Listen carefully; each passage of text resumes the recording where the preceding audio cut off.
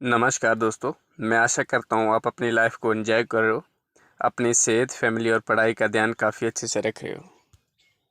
आज है 29 नवंबर और आज की वोकेबलरी डिस्कशन शानदार रहने वाली है।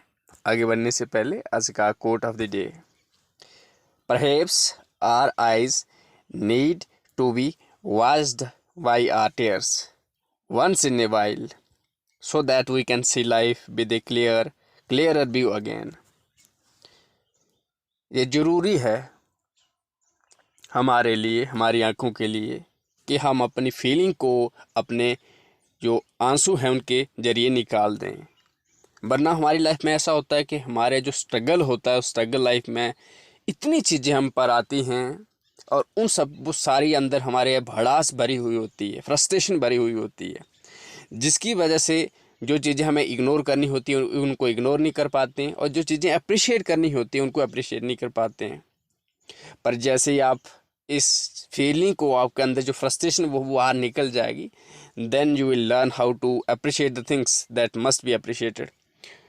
तो ये ज़रूरी है कि आप अपनी फीलिंग को बहने दीजिए। जब कभी ऐसा लगे तो बहने दीजिए। उससे क्या होता है कि आपका मन हल्का हो जाएगा, फिर से आप में वो एनर्जी आएगी, किसी काम को करने का इंटरेस्ट आएगा।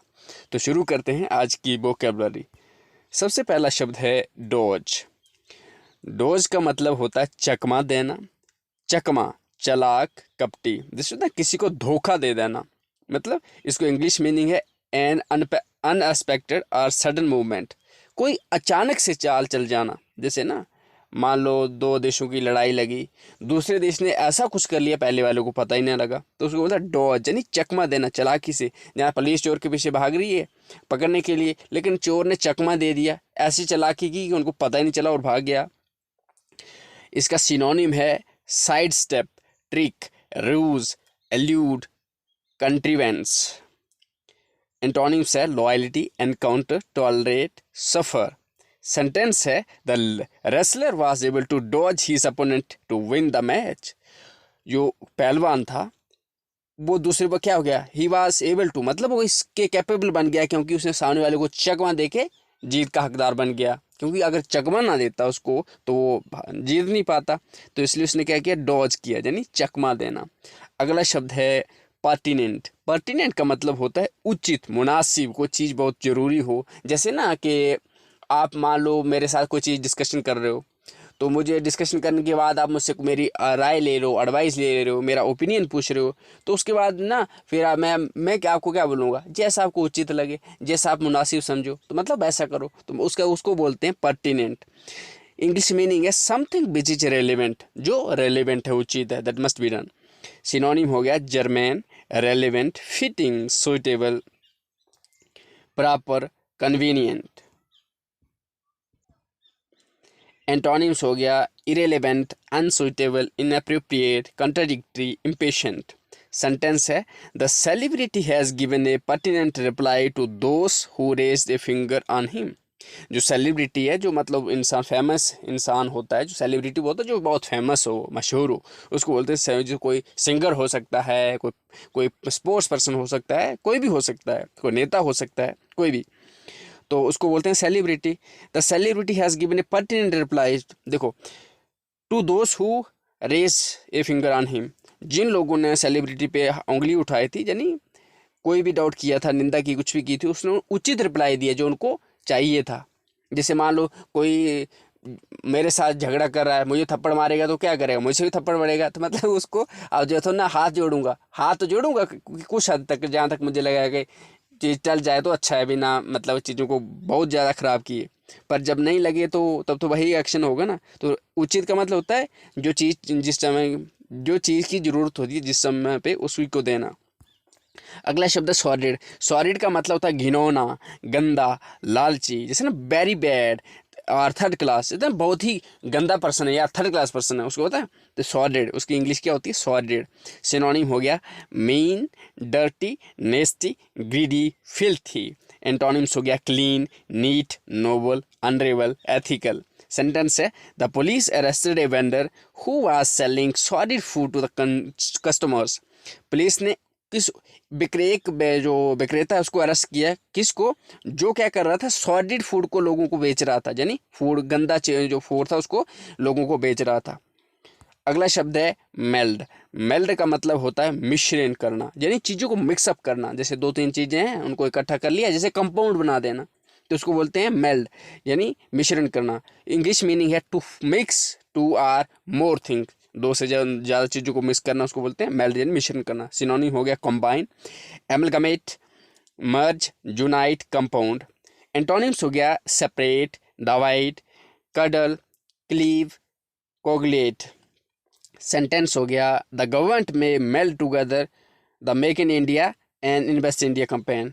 गवर्नमेंट शायद इन मेक इन इंडिया और इन्वेस्ट इंडिया प्रोग्राम को, जो कैंपेन है उनको क्या करे, मेल्ट कर दे, यानी कंबाइन कर दे, यानी उनको मिला दे दोनों कैंपेन को, तो उसको बोलते हैं मेल्ड।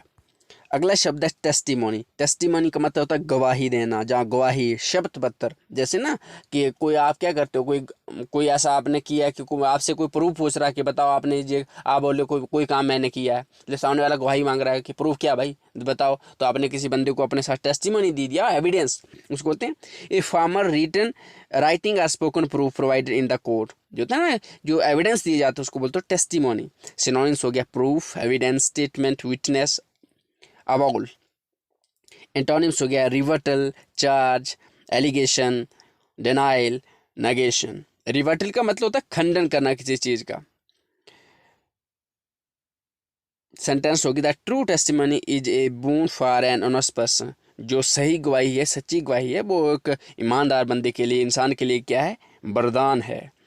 अगला शब्द है इन्फ्लेमेटरी। इन्फ्लेमेटरी का मतलब होता है भड़काऊ, उत्तेजक, यानी जैसे देखो होता है कोई किसी बंदे ने भड़काऊ भाषण दिया, लोगों में दंगे हो गए। जैसे कि बहुत बार नेता लोग क्या करते हैं, भड़काऊ भाषण देते हैं, बोलते हैं एक दूसरी कम्युनिटी के खिलाफ बोल देते हैं, ये करो वो करो ऐसा करो। तो उससे क्या होता है कि जैसे आपने सुना होगा सनातन के बारे में, एक साउथ के जो पॉलिटिशियन था स्टैलिन नाम का, जो उसने बोला था कि सनातन को हम मतलब मच्छरों की तरह मसल देंगे, जहाँ जो उठपटांग। तो वो क्या, वो भड़काऊ भाषण था। उससे क्या होगा, लोगों में मतलब जो दंगा फैलने के चांसेस थे, लोगों की जो भावनाएं थी वो आहत हो गई, तो उसको बोलते हैं भड़काऊ। एंटोनिम सिनोन, इसका इंग्लिश मतलब होता है an outrageous manner or statement. Synonyms हो गया instigative, seditious, explosive, insurgent, fiery. Antonyms हो गया soothing, calming, pleasing, pacific, appeasing. Sentence हो गया some politicians give the inflammatory statement to polarise the voters. लोगों को बांटने के लिए बहुत सारे लोग जो कहते हैं भड़काऊ भाषण देते हैं, जैसे अभी मैंने एग्जांपल दिया आपको। अगला शब्द है एम्बेड। एम्बेड का मतलब होता है लागू करना, बैठाना, यानी किसी चीज़ को झड़ना। जैसे आपने देखा आपके घर में कोई सोफ़ा वगैरह हो तो उस पर आप जो मोती शोती कुछ ना चमकाने वाली चीज़ें झड़ देते हो। जहाँ मतलब लेडीज़ ज़्यादा अक्सर क्या करती हैं, अपने जो कपड़े होते हैं उनको अच्छे अच्छे डिज़ाइन जो क्या करती है बाहर से एम्बेड करती हैं। झड़ना, जैसे उसको जड़ना, मतलब झड़ना है ना, तो झड़ना को होता है फिक्स करना, प्लेस और फिक्स समथिंग। सिनोनिम हो गया insert, plant, implant, install, establish. Antonyms हो गया destroy, demolish, revoke, disapprove, terminate. Sentence हो गया the carpenter perfectly embedded the glass on the door. जैसे देखो ना, डोर होता है तो दरवाजा होता है, उसे ग्लास लगाते हैं बिल्कुल अच्छे तरीके से कार्विंग करके, तो उसको बोलते हैं एम्बेड करना।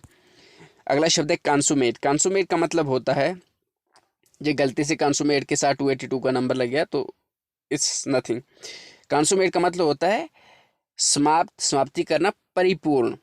English meaning to end something, किसी चीज़ को समाप्त करना, दैंड अप कर देना, उसको बोलना। जैसे मान लो सुबह से शाम तक आपने काम किया तो शाम को अपना काम पूर्ण हो गया, उसको बोलते हैं कंसुमेट। सिनोनिम हो गया complete, accomplish, foremost, farthest, finished. Antonyms हो गया इनकम्प्लीट, वीगेन, कंटिन्यू, अनफिनिश्ड, कैरी। सेंटेंस है the producer has decided to consummate the reality show due to low TRP rate. जो प्रोड्यूसर था उसने डिसाइड किया कि भाई जो रियलिटी शो है उसको वो कंज्यूमेट कर लेगा, समाप्त कर लेगा, बंद कर देगा, मतलब परिपूर्ण, क्योंकि वो उसकी जो टीआरपी है उसकी कम है। अगला शब्द है नर्व। नर्व का मतलब दो मतलब होते हैं नर्व। नर्व एक हमारे शरीर में एक नाड़ी होती है, नाड़ी की मान लो तरह धागे की तरह थ्रेड लाइक होता है हमारी बॉडी में, जिसके थ्रू हमारे फीलिंग्स या अदर मैसेज पूरे शरीर में जाते हैं। जैसे आपके माइंड से सिग्नल जाता तो आपका एक्शन काम करता है, आपके पाम चलते हैं। तो एक नर्व तो वो होगी। दूसरे नर्व का मतलब तो उसको एक एनर्जी भी बोल सकते हैं, जो शक्ति नस, यानी दूसरे नर्व का मतलब होता है बॉडी चिंतित, जहाँ पर जो मीनिंग है इंग्लिश मीनिंग है टू स्ट्रेंथन। सिनोनिम हो गए गर्स, करेज, ब्रेवरी, डेयरिंग, अडासिटी। ठीक है। एंटोनिम्स हो गए modesty, cowardice, discourage, fearfulness, shyness. Sentence है a sensitive nerve in a tooth can cause great pain. जो देखो कभी कभी आपने देखा, कभी आपने अपना दांत उखाड़ा हो, जब मतलब बहुत से लोगों के ख़राब हो जाते हैं दांत, तो जब वो उखाड़ते हैं किसी के पास, जो डेंटिस्ट के पास जाते हैं, तो क्या करते हैं, उसको बहुत दर्द होता है, तो उस दर्द को कम करने के लिए क्या करते हैं, इंजेक्शन देते हैं। लेकिन वो अब सोचो ना, दांत तो हड्डी का है, तो उसके अंदर भी एक नर्व होती है, नीचे जो है नर्व होती है, जिससे वो हेल्दी रहता है। अदरवाइज अगर उससे नर्व जुड़ी ना तो वो खराब हो जाएगा ना। तो उसको बोलते हैं वो सेंसिटिव होती है, जिससे सेंसिटिव होने का मतलब जो चीज़ें, छोटी छोटी चीज़ों को बहुत ज़्यादा तरीके से महसूस कर जाए, फील करे, उसको बोलते हैं सेंसिटिव। तो इसको बोलते हैं नर्व। अगला शब्द है बस्टन। बेस्टन का मतलब होता है घर, बुर्ज, यानी आपका प्लेस, फील्ड, एरिया। जैसे ना कोई बंदा है, जैसे अपने अपने घर में, जैसे ना कहावत है ना कि अपने जो जंगल में शेर भी राजा होता है, मतलब गधा भी शेर होता है, जहाँ कुत्ता शेर होता है, कुछ ऐसे कहावत है। तो मैंने उसका कहने का ये है कि अपनी जगह पे, तो अपने जो फील्ड होता है ना, एरिया जो इन्फ्लुएंस होता है, उसको बोलते हैं गढ़। जैसे मान लो आपका कोई गढ़ होगा, जिस एरिया से आप बिलोंग करते हो, आपकी चलती होगी वहाँ पे। अब मेरे एरिया, तो मेरे एरिया में मेरी चलती होगी, तो मतलब जी हमारा हमारा क्या हो गया, अपना अपना गढ़ हो गया। इसका English meaning a stronghold in is an institution or place. Stronghold का मतलब होता है गढ़। सिनोनिम है इसका stronghold, rampart, fortress, garrison, citadel. Antonyms हो गया flaw, assault, weakness, fault, infirmity. Sentence है it is tough to beat BJP in the Gujarat which is like a western for BJP. कि बीजेपी को गुजरात में हराना बहुत ही मुश्किल है, क्योंकि वो बीजेपी का क्या है, गढ़ है वहाँ पर। अगला जो आज का फ्रेजल वर्ब है वो है बी अवे। इसका मतलब होता है be in an other place. इसका मतलब बी अवे का मतलब किसी दूसरी जगह पे होना, यूजली बेन ऑन हॉलीडेज। इसका मतलब होता है कि जब दूसरी जगह पे होने का मतलब जब हम कहाँ जाते हैं, हॉलीडेज पे जाते हैं। एग्जाम्पल है our boss is away at the moment so nobody is doing any work in the office. इस समय पे हमारा जो बॉस है वो अभी इस मौजूद नहीं है ऑफिस में, इसी वजह से बहुत सारे लोग, जो सारे लोग काम नहीं कर रहे हैं, कोई भी काम नहीं कर रहा है। आज का इडियम ऑफ द डे है ए ब्रीथ ऑफ फ्रेश एयर। इसका मतलब होता है said about a new, fresh and imaginative approach, A change that feels good. ऐसी चेंज जिससे क्या हो जाए, आपको राहत मिले। जैसे मान लो अभी तक आप जीवन में बहुत स्ट्रगल कर रहे थे, बहुत स्ट्रगल कर रहे थे, तो आपको अचानक से ना उस स्ट्रगल की भी आपकी क्या हो गई, सक्सेस हो गई, सक्सेसफुल हो गई। तो आपको क्या है, वो आपके लिए क्या है, ए ब्रीथ ऑफ फ्रेश एयर आपके लिए। क्यों? क्योंकि यार ना उस जो प्रेशर था उसके नीचे दबे थे, उससे आप रिलीव हो गए, फ्री हो गए। तो फॉर एग्जाम्पल यहाँ पे the president says that the country needs a breath of fresh air. President ने बोला कि कंट्री को नीड्स है कि जो क्या ना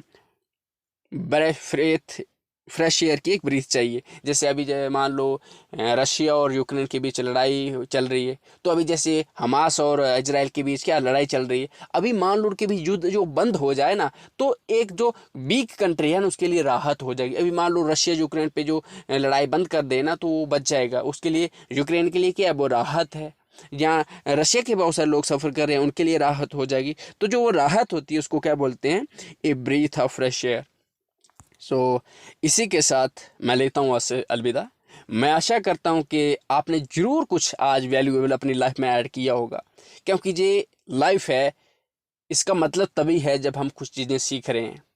जैसे स्वामी विवेकानंद ने कहा था कि learning is life and ignorance, या knowledge is life and ignorance is death. अगर आप सीख रहे हो तो आपके लिए लाइफ इंप्रूव हो रही है, हेल्दी हो रही है, अच्छी हो रही है। अगर आपने सीखना बंद कर दिया है तो आप फिर मुर्दा बन गए हो, आपके जीने का कोई मतलब नहीं है। तो इसलिए आप अपनी लाइफ में हर दिन कुछ ना कुछ सीखिए, जो आपको लगता है, जो आपकी रिक्वायरमेंट है, उसी के अनुसार सीखिए। सो आप मेरे साथ अगर जुड़े हैं तो मैं उम्मीद करता हूँ कि जो मैं ये काम कर रहा हूँ इसी के रिलेटेड जुड़े हैं।